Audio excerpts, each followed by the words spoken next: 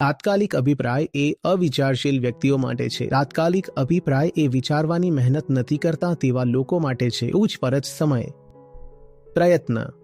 શિસ્ત લે છે.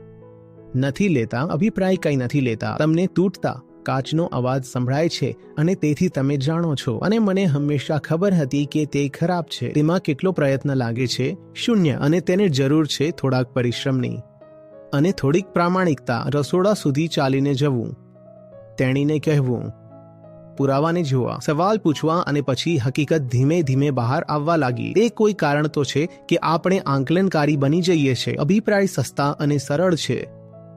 તે તમને મહેનત બચાવી આપે છે. એવું નથી કે આપણે ફક્ત બીજા વિશે ચુકાદો આપીએ. આપણે તેટલા જ નિર્ણયકારી છીએ પોતાની જાત વિશે. કોઈને શૈતાન કહેવાની જરૂર નથી, કોઈને દેવતા પણ કહેવાની જરૂર નથી. બધા જ અભિપ્રાયો આળસથી કરેલી ધારણાઓ છે.